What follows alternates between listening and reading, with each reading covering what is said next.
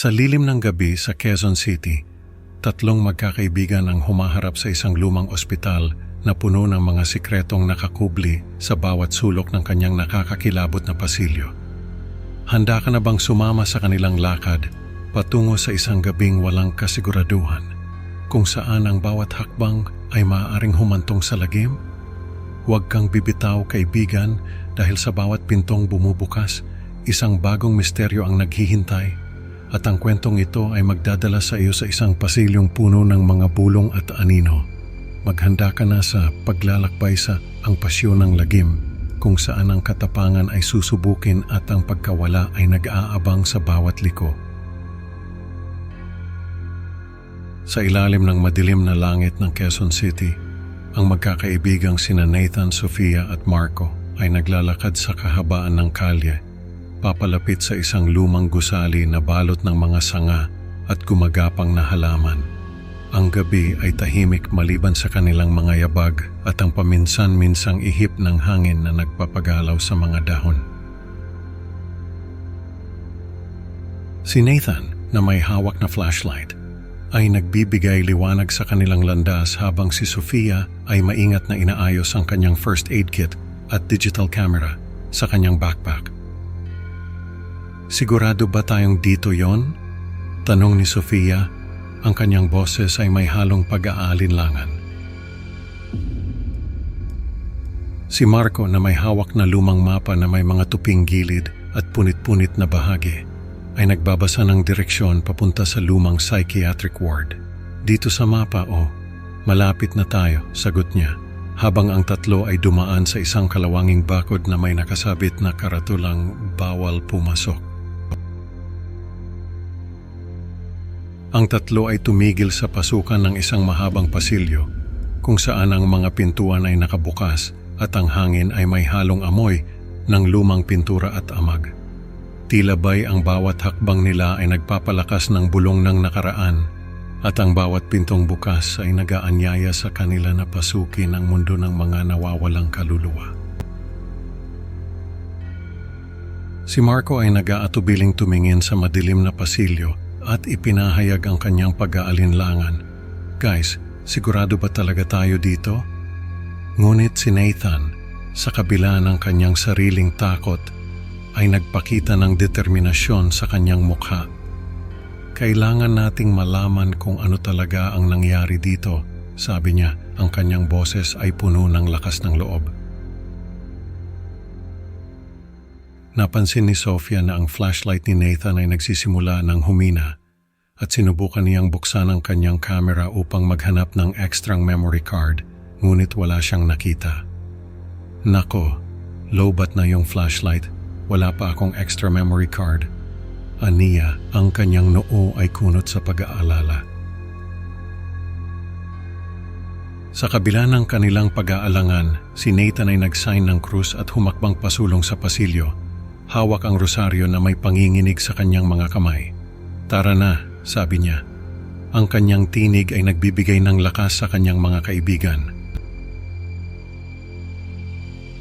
Habang sila'y pumasok sa pasilyo, ang dilim ay bumalot sa kanila at ang kanilang mga anino ay sumayaw sa pader. Ano kaya ang naghihintay sa kanila sa kadiliman ng abandonadong ospital? Ang bawat hakbang ay tila ba isang hakbang papalapit sa isang hindi maipaliwanag na misteryo. Habang marahan siyang naglalakad, ang mga yapak ni Nathan ay gumawa ng malakas na tunog sa katahimikan ng pasilyo. Ramdam niya ang pagbabago sa temperatura, na tila may malamig na kamay na dahan-dahang humahaplos sa kanyang balat. "Ano ba to?" bulong niya sa sarili, habang pilit niyang pinapakalma ang kanyang nag-aalab na nerbiyos. Sa gitna ng kanyang takot, nag-umpisa siyang magdasal ng "Ama namin. Ama namin, sumasalangit ka, sana po." Pero ang kanyang boses, kahit anong lakas ng pagbigkas, ay tila nilamon ng naglalakihang kadiliman ng pasilyo. Parang may puwersang ayaw siyang pakinggan, na gustong manatili siyang mag-isa at walang kasama. Bigla na lang, isang bead ng rosaryo na hawak niya ang kumislap nagbigay ng kaunting liwanag na sapat lang para makita niya ang mukha ni Marco. Pero iba na ito. Hindi na ito ang Marco na kilala niya. Ang mga mata nito'y walang buhay at ang balat ay kasing puti ng papel. "Marco, anong nangyari sa'yo?" Tanong ni Nathan, pero walang tugon mula sa kaibigan. Sa takot napasigaw si Nathan at tumakbo palabas ng pasilyo. Walang lingon-lingon, iniwan ang kanyang mga kaibigan sa likod. Ang tunog ng kanyang mga hakbang ay nag-echo sa buong abandonadong ospital, parang hudyat ng isang masamang pangitain. Paglabas ni Nathan, hingal na hingal siya at basang-basa ng pawis. Agad niyang ikinuwento ang nangyari kay Sofia at Marco, pero parang hindi sila makapaniwala.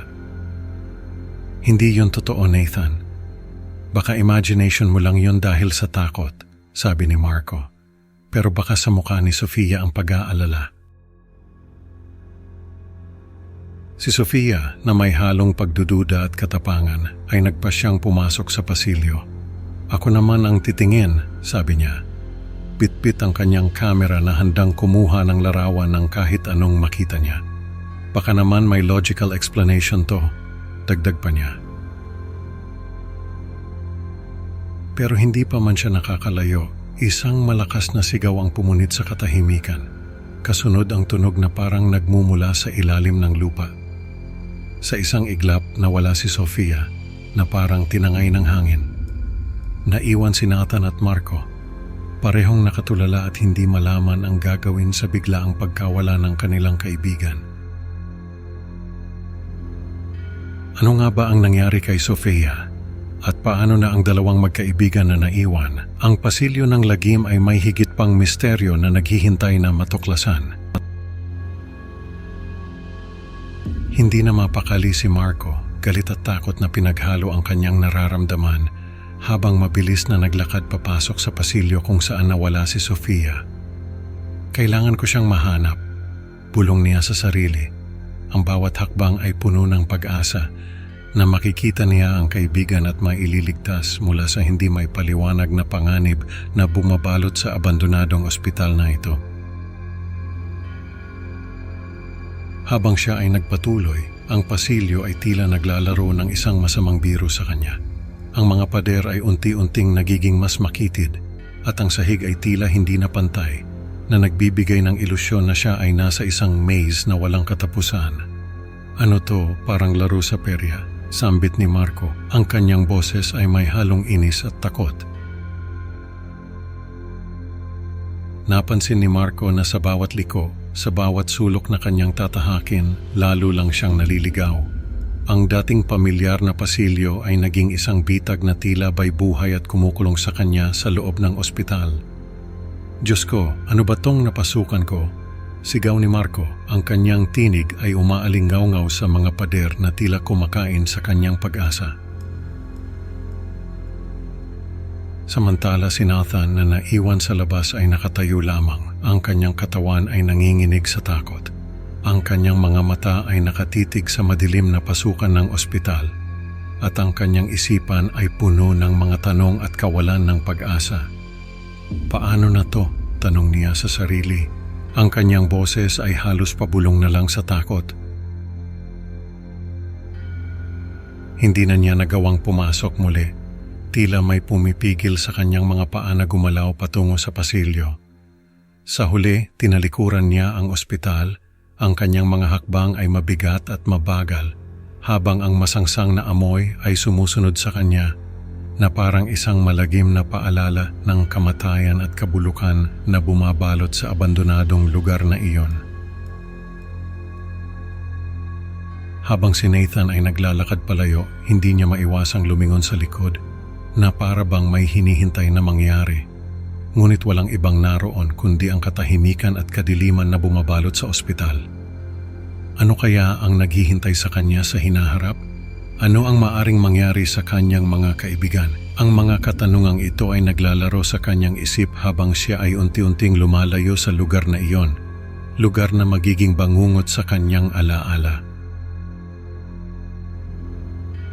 Makalipas ang ilang taon, nagbago na ang takbo ng buhay ni Nathan.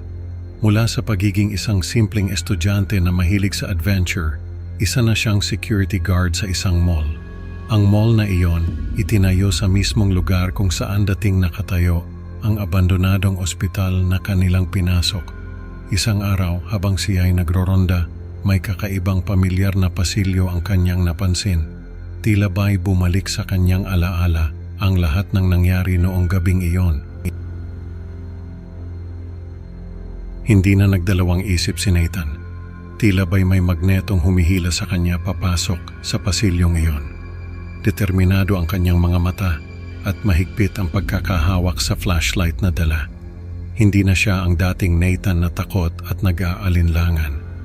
Ngayon, handa na siyang harapin kung anuman ang naghihintay sa kanya sa dulo ng pasilyong iyon. Habang siya ay naglalakad, nagsimulang maramdaman ni Nathan ang mga kakilakilabot na pangyayari. May mga bulong at hagigik na tila nagmumula sa kung saan. Pero sa pagkakataong ito, hindi na siya nagpapigil sa takot. Patuloy lang siya sa paglakad, dala ang loob na harapin ang anumang misteryo ang nasa dulo ng pasilyong iyon. Sa kalaliman ng pasilyo, may nakita si Nathan na hindi niya inaasahan. Isang imahe na nagdulot ng matinding takot sa kanya, na parang isang malakas na sampal sa kanyang pagkatao. Hindi niya ito kayang tiisin o intindihin. Sa sobrang takot, bigla siyang tumalikod at tumakbo palabas, iniwan ang lugar na iyon. Dala-dala niya ang mga alaalang iyon na alam niyang magiging bangungot sa kanyang isipan habang siya ay nabubuhay. Ano kaya ang imahe na iyon na nagdulot ng matinding takot kay Nathan? At paano niya haharapin ang mga bangungot na ito na habang buhay na yata siyang hahabol? Ang mga tanong na ito ang siyang mag-iiwan ng kilabot sa bawat mambabasa, sabik sa pagtuklas ng kasagutan. Mga ka-creepy, sa bawat sulok ng dilim may aral na naghihintay. Natutunan ng ating mga bida na ang tapang ay hindi sapat kung wala ang pag-iingat. Salamat sa pakikinig at huwag kalimutang mag-like at mag-subscribe sa Creepy Pinoy Stories para sa mas marami pang nakakakilabot na kwentong Tagalog sa bawat upload. Excited na akong makasama kayo ulit sa susunod na video. Hanggang sa muli mga ka-creepy, tandaan, sa bawat pintong isinasara may bintanang nagbubukas sa kabilang mundo. Mag-ingat at baka ikaw ang sumunod na mawala sa pasilyo ng lagim. Goodbye for now.